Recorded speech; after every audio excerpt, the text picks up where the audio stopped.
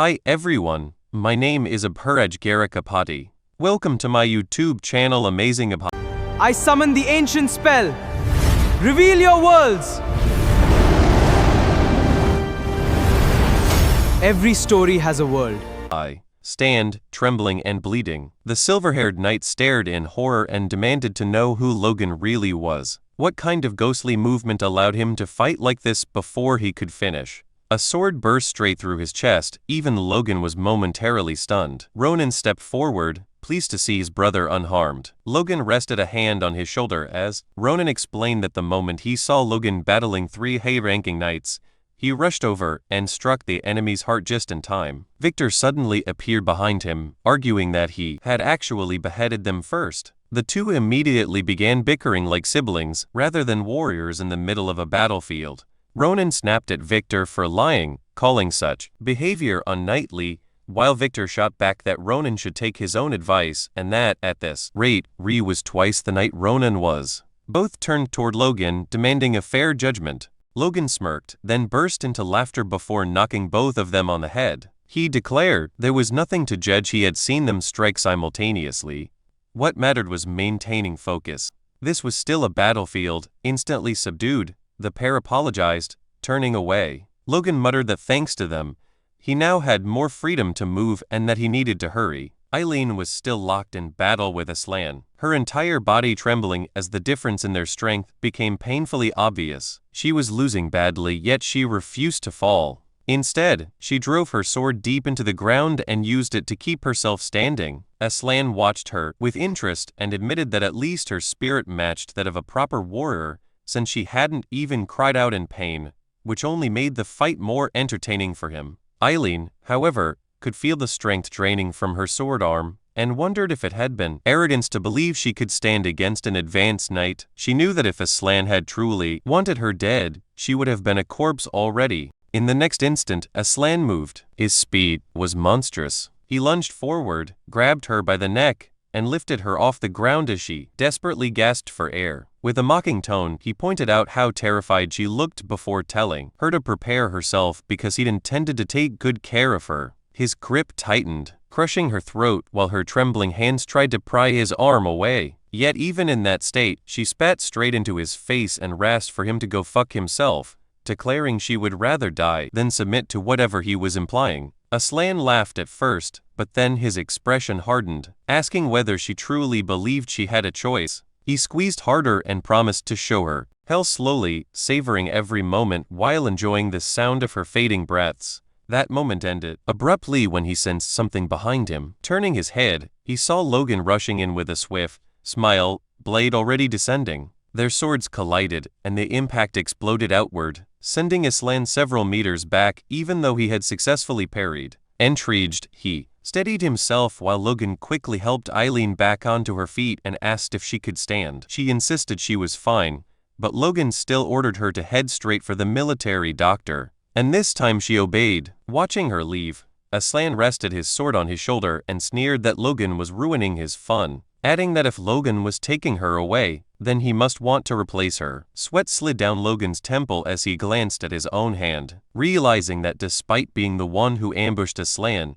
his arm was the one throbbing. This fight would not resemble his earlier clashes with high-ranking knights. They attacked again, moving so fast the surrounding soldiers could barely track them. Everyone knew Aslan was swift, yet they couldn't understand how Logan was keeping pace. Aslan even praised Logan's speed, and noted the quality of the artifact he carried, which Logan silently credited to his master. Their blades smashed together, releasing a violent spiral of wind that forced them apart before they rushed each other once more. Studying him closely, Logan realized Aslan must possess an artifact as well, since movements like that were impossible otherwise. Aslan smirked and claimed he could practically hear Logan's thoughts, saying noble young masters were all alike. They hesitated, overthought, and froze when faced with him, and the moment they failed to keep up with his speed was the moment they died. Logan would be no exception. Aslan lunged again with overwhelming force, but his expression twisted when Logan countered and cut into his right shoulder.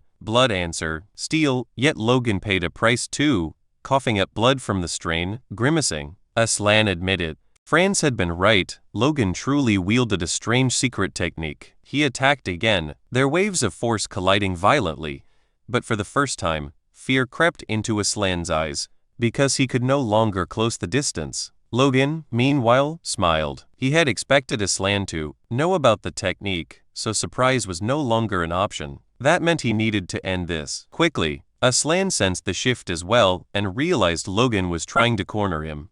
Rage flared instantly because no one cornered the swift knight. Murder burned in Logan's gaze as he prepared to destroy anything in his path. Yet suddenly Aslan's sword flashed and stopped mere millimeters from Logan's eye. The strike missed by a breath, looking behind him at the crater left in the ground. Logan wondered if luck had saved him, but he immediately understood the truth.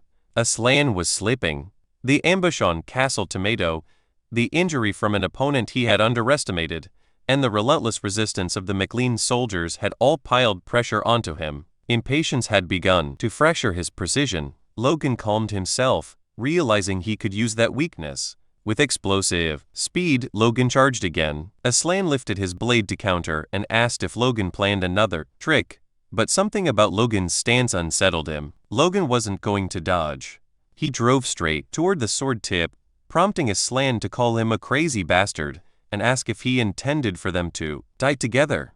Logan only mocked him in return, asking if he was scared. The taunt shattered whatever restraint Aslan had left. He thrust forward, and from a distance it looked as if both men had impaled each other. When the dust settled, Logan collapsed while Aslan remained standing, wounded, but alive. Then Aslan burst into laughter, roaring that Logan had rushed in ready to die, yet had only managed to scratch his rib. Raising his voice across the battlefield, Aslan declared that this was his victory over McLean. Aslan suddenly froze when he heard movement behind him. Aslan had returned, rushing toward Logan's fallen body without hesitation. Aslan grinned at the timing, saying it worked perfectly since he could take care of her too. Seeing Logan lying there filled her with terror and disbelief. Yet Aslan only twisted the knife further by declaring he would pull the sword out of Logan's stomach and use it on her next. But before he could act, a radiant light flared behind him. The glow came from the bracelet of regeneration,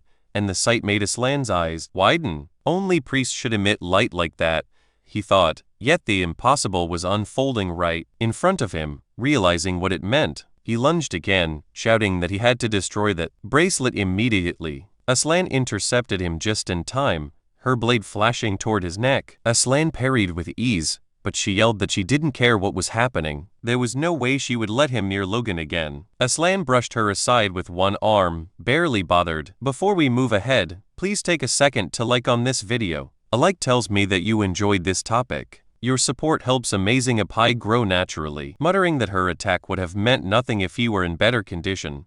Yet when he turned back, shock rooted him in place. Logan stood there alive, calling him a monkey. Logan announced it was time for round 2, and this time with different weapons, because he had taken Aslan's sword. Panic flickered across Aslan's face as he realized the danger of being disarmed. He spotted Lux lying nearby and rushed to retrieve it, while Logan calmly analyzed the artifact he now held. Injecting force into the blade heightened the mana within it, sharpening the wielder's senses until the world seemed to slow down. That was the secret behind the title of Super Speed Knight. Logan even licked the blade the same way Aslan used to, declaring the weapon his now. Furious, Aslan demanded to know if Logan truly believed he could handle it, but Logan was already moving. In a single devastating strike, Logan tore through Aslan's side armor and reopened a wound along his ribs. He'd admitted he had aimed for the heart and smiled coldly, calling it unfortunate. Blood splattered the ground as Aslan cursed and demanded to know how Logan had survived a hole through his stomach. How someone so young possessed an artifact like that bracelet. Logan explained that the king's bracelet of regeneration could turn mortal wounds into scratches, as long as it had been a gamble. He had nearly died, but the result spoke for itself. Now, Logan declared it was time to remove one of Beffros's key men. Raising the sword, he prepared to take Aslan's head. Before the blow could fall, several Beffros knights rushed in from behind to save their commander. Logan spun and parried their attack simultaneously, straining as he muttered that this was the worst possible moment for interference. Watching Logan's exposed back, Aslan understood what needed to happen. Logan had to die there, no matter the cost, yet Eileen refused to allow it. She leapt at Aslan again, forcing him to block her strike. Unshaken, she warned him not to even think about attacking Logan from behind. At that instant, Aslan's earlier wounds split open, blood spraying across the stones. Amid the chaos, Logan sensed something shift. A voice barked from behind, ordering someone not to move. Turning, Logan saw Aslan being dragged away by fellow knights. Moments later, the advanced knight broke free, leapt from the wall, and fled the battlefield. Eileen asked if they should pursue him, but Logan shook his head. Bifrost and the Wind Tower mages were waiting below. Chasing him would cost more than it gained. Enoias flashed across his face as he lifted Aslan's sword high and roared, for all to hear, that Logan MacLean had defeated the super speed knight. The enemy soldiers recognized the blade instantly, and their morale shattered. From below, Bifrost watched with a dark expression, calling it a pathetic sight. When a mage asked if they should press the attack, Bifrost refused.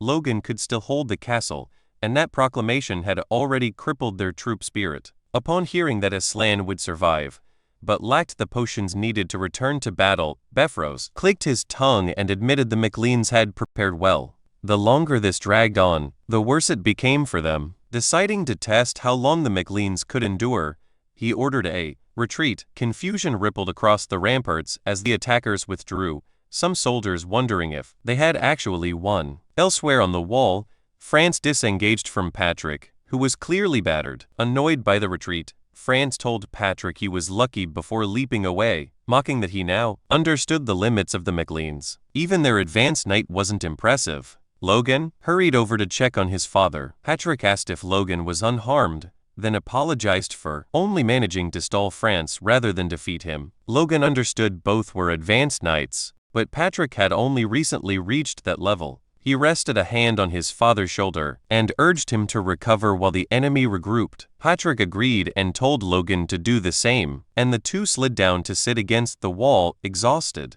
Nearby, Eileen tended to Victor, while Ronan spoke with Hinckley. They waited in tense silence, hoping the enemy would hold off until midnight. That hope shattered when a lookout spotted a new banner approaching an eagle, wreathed in flame. The army of Perida had arrived. Logan and Patrick stared in disbelief. They had never anticipated this alliance. Below, Bifrost greeted Max Perida, who declared he had rushed there to assist, and that with their combined armies, the defeat of MacLean was certain. Watching from above, Logan realized Perida was merely currying favor with Bifrost, while Patrick cursed them as filthy bastards. Knowing the situation had turned dire, Patrick told Logan they had no choice but to enact their backup plan, and Logan confirmed everything was ready. Inside the castle's town, a family hid quietly in the corner of their home, trying to make themselves as small as possible, while the distant sounds of war trembled through the ground beneath them. The child asked her mother how long they would have to remain there, her voice fragile with fear, and she gently reassured him that it would only be a little longer, reminding her that stepping outside was still far too dangerous. The girl nodded obediently while she looked down at her with protective warmth, and the father soon suggested that they should pray together. Gathering close, the three embraced tightly and prayed that when the new year finally dawned, this nightmare of war would come to an end. Outside the walls, Bifrost roared commands to his army, ordering them to attack and bring him the heads of the MacLeans. From atop the ramparts, the MacLeans responded with a relentless rain of arrows, yet only portions of the enemy forces seemed affected. Kaiselin quickly noticed this and reported to Logan that their attacks were mainly cutting down the Perida soldiers, but Logan calmly replied that it did not matter and ordered everyone to keep firing regardless. France deflected incoming projectiles effortlessly with his whipsword, cursing the defenders as pesky fuckers before shouting to his men that the MacLeans were clearly prepared for a siege and that no one should relax until their boots stood firmly on the walls. With that, France and his knights launched themselves upward to seize the ramparts. Logan immediately recognized the threat and commanded his soldiers to knock every climber into the moat. France, however, devised a clever approach, swinging his whipsword against the wall. He latched onto the stone and used the blade like a rope, pulling himself high above the defenders. From that vantage, he spotted Logan and chose him as his primary target. The moment France landed before him, he declared that this time he would end Logan for good. But an attack burst toward him from the side. A thunderous explosion swallowed the battlefield, obscuring both fighters. entirely. When the dust settled, France had parried Patrick's strike with apparent ease, even remarking that Patrick had grown much faster and now wielded an impressive sword. Patrick revealed the weapon's name Velocitas, casually polishing it with his glove as memory flashed through his mind of Logan handing him the blade, insisting it suited Patrick far better. Patrick's suspected Logan had simply been kind, yet the weight of the sword filled him with confidence. He told Logan to move on, declaring that although he might still be weaker than the Moonlight Knight, this weapon gave him the strength to hold France back. Logan nodded once before rushing off. France noticed immediately that Patrick carried a slant sword and charged forward, vowing to reclaim it without delay, as the two advanced knights clashed head-on. Meanwhile, Logan accelerated with force coursing through his body, trusting his father to handle the duel. As he moved, something caught his eye. Victor was locked in combat against several knights alone. Just as Victor was ambushed from behind, Logan descended from the air and cut one attacker down instantly. Then, before we move ahead, please take a second to share on this video. Sharing helps this video reach friends who may also enjoy anime, gaming, travel, cricket, chess, career basics, or personal stories. Your support helps Amazing Up grow naturally. Dispatched another without even turning his head. Victor stared in shock, but Logan simply asked if he could still fight. Victor insisted he was fine and claimed he could have handled them himself, which pleased Logan. He ordered Victor to drop as many enemies climbing the walls as possible, then quietly added that if that failed, he had a plan B. Locking eyes with him, Logan explained that if even that did not work, Victor should allow the enemies to climb from a distance. Elsewhere, Peretta and Beffrose observed the battlefield alongside their mages. Beffrose sensed something strange. Enemy soldiers were scaling the walls far more easily than before, and the defenders no longer resisted with the same intensity. Peretta guessed might be the cause, but Beffrose remained unconvinced, certain that a trap was unfolding. Leaning over the edge, Logan noticed the ground below was nearly empty of enemies. Drawing mana into his voice, he shouted a command that stunned everyone from Ronan and Eileen to even Patrick. Retreat. Beffrose watched in confusion as the earth suddenly trembled beneath his feet.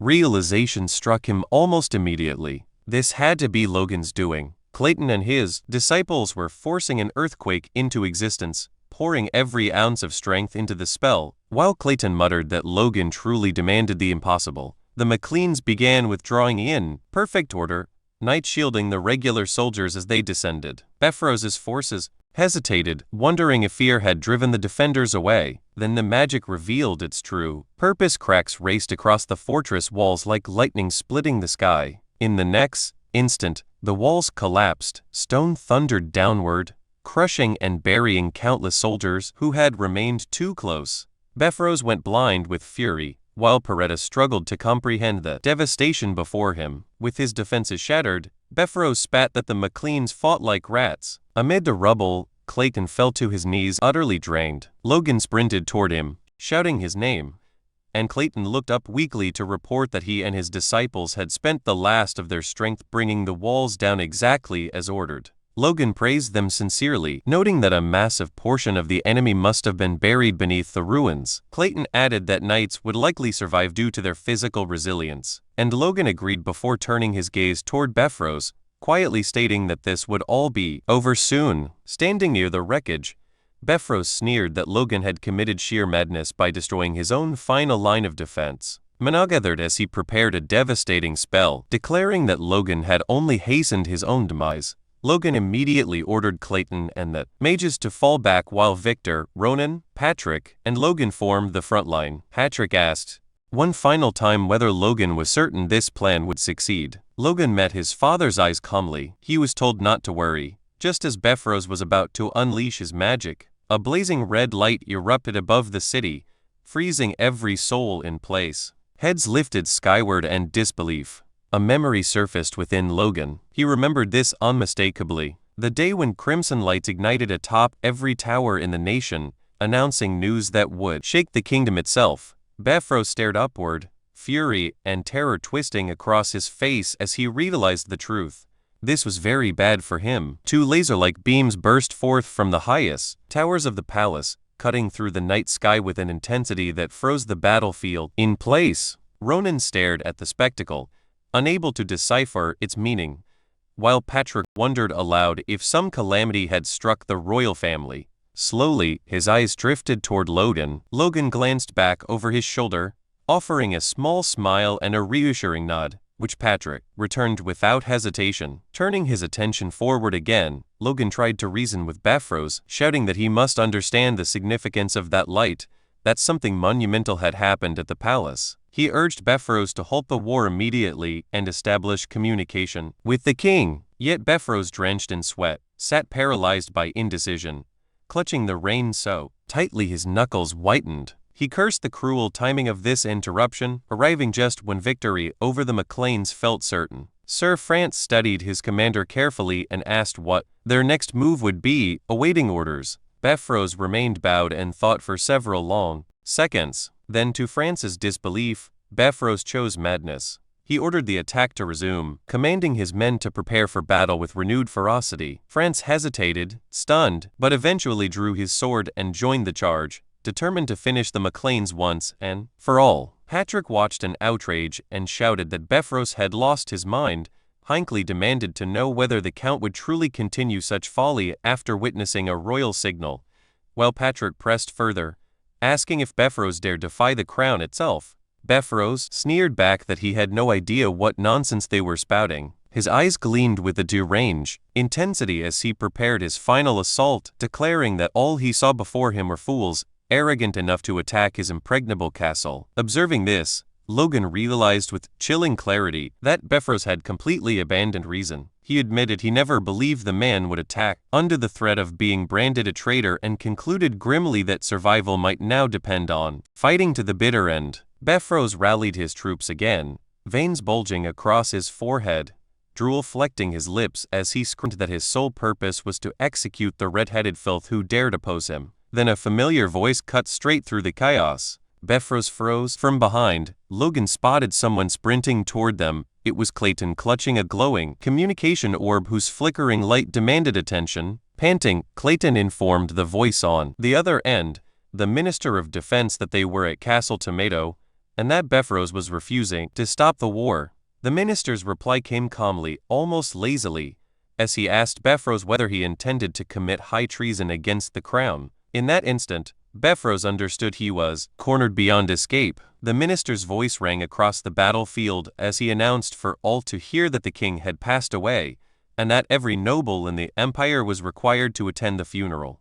This solemn duty superseded all other matters, including war. His gaze fixed firmly on Beffrose, as he made it unmistakably clear that the decree applied to him as well. Defeat washed over the Count. He lowered his eyes to the ground while France once again waited for orders. Logan and Patrick watched tensely, ready to strike if necessary, but the battle had already begun to die. At last, Beffrose bowed from atop his horse and declared that his house would obey the royal will. The minister responded with a thin smile, remarking that Beffrose had better comply, for he had no alternative. Even Clayton seemed startled by such abrupt surrender. As Beffrose turned to leave, he spat one last insult at the Macleans, calling them rats, and warning them not to believe this was truly over. With that, he ordered a full retreat and rode away. Patrick stood speechless. Logan, however, remained uneasy, a quiet tension gripping his chest. Clayton and frankly watched the departing army in stunned silence, while Ronan and Victor allowed themselves small smiles of relief. Around them, soldiers erupted into cheers, some collapsed onto their backs in sheer gratitude to be alive, others laughing shakily as they admitted they had expected death. Patrick approached Logan with a broad grin, acknowledging their victory. Yet Logan could not stop wondering what might have happened had events shifted even slightly. Without Clayton bringing that orb, Roger Beffrose would have unleashed magic powerful enough to annihilate them all. He tightened his grip on his sword, realizing that human fury itself could become an unpredictable variable. From now on, he could not rely solely on knowledge of the past. Then another thought struck him. Logan turned to Clayton and asked how he knew the orb would prove useful. Clayton explained that he had actually been sheltering in the tents when the palace contacted the device there, and though he hadn't realized the urgency at first, he brought it anyway. Logan placed a hand on Clayton's shoulder and thanked him sincerely, telling him that the magic tower had contributed more than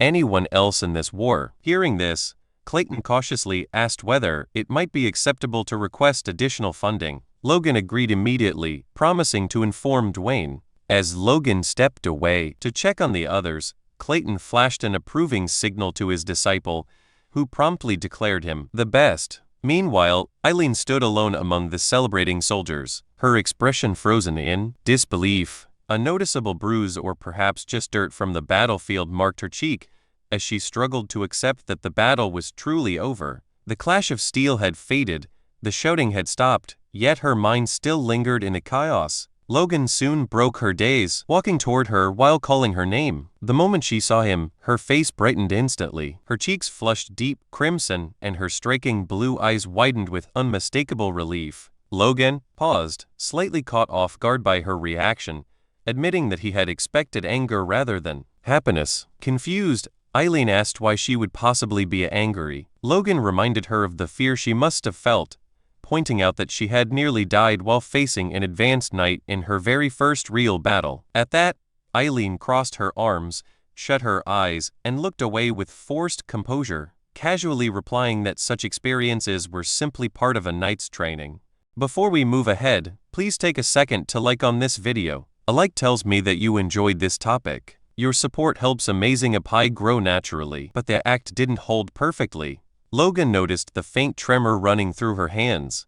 Eileen quickly brushed off her shoulder as if nothing mattered, yet the trembling betrayed her. Seeing straight through the facade, Logan merely smiled and chose not to press further. Instead, he praised her. He told Eileen she had been amazing, admitting that during his own first battle, he had barely resisted the urge to run in terror.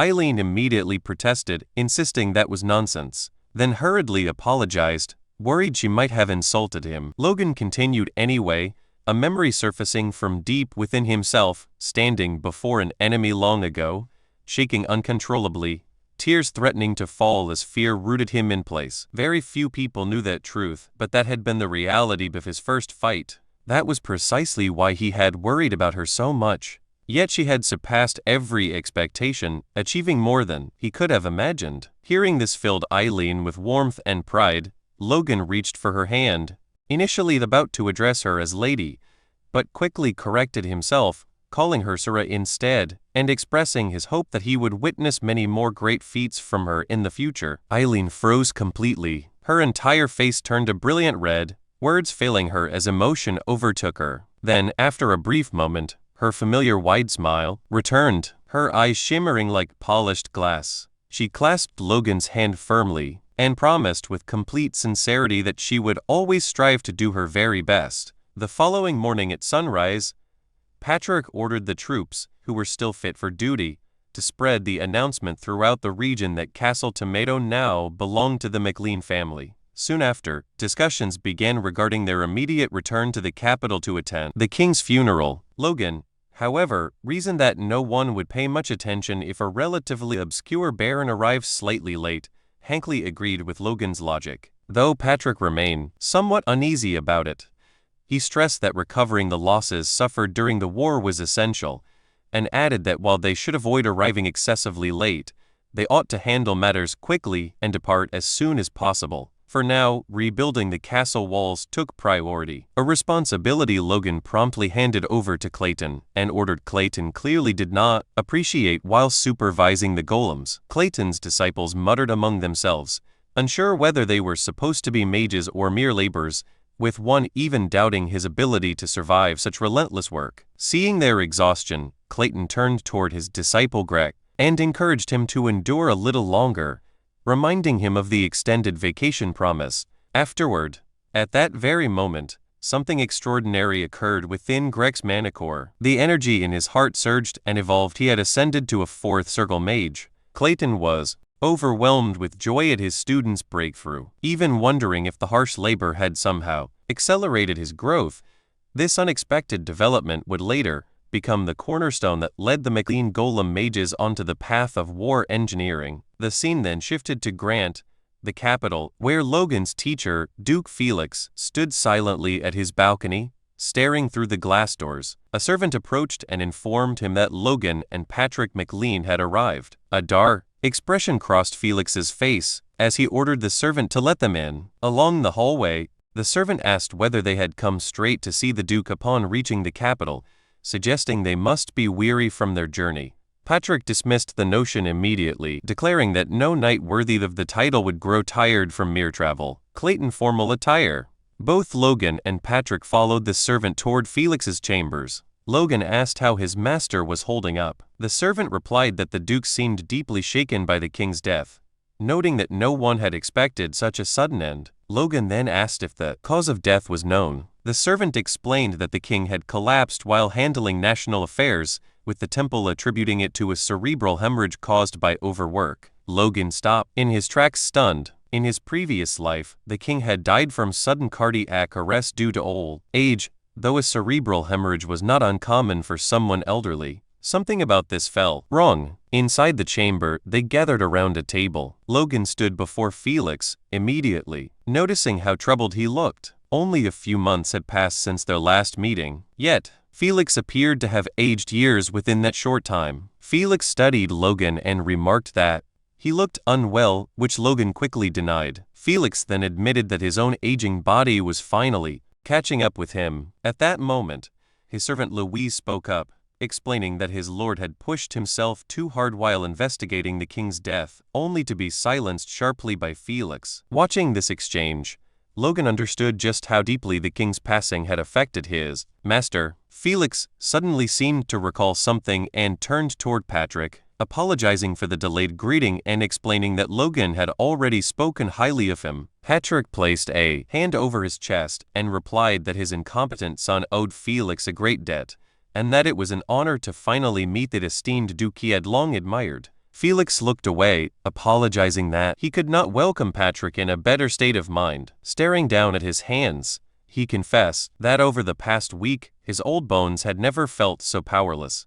Logan asked whether the capital situation was truly that dire. Felix lowered his head and confirmed it was grave before erupting in anger, denouncing Juan and Jordan as bastards. Both Logan and Patrick were stunned by the outburst. Logan immediately recalled that Juan Douglas was a leading figure within the First Prince's faction, while Jordan Valterman wielded immense influence within the Second Prince's camp. Pressing his palm against his forehead, Felix lamented that the nation might fracture at this rate, as both dukes had abandoned any illusion of balance and descended into open hostility. They had even dared to pressure him regarding the safety of the third prince. Patrick could not hold back, calling such behavior shameless. Logan understood the root of the issue. It was because Felix served as patron to a prince who had not yet come of age. Felix confirmed this and added that if he wished to protect the prince, he would be forced to align with one faction or the other. Logan realized that continued resistance could place the prince in terrible danger. Still, he reasoned that neither faction would risk the attention that would follow the prince's sudden death,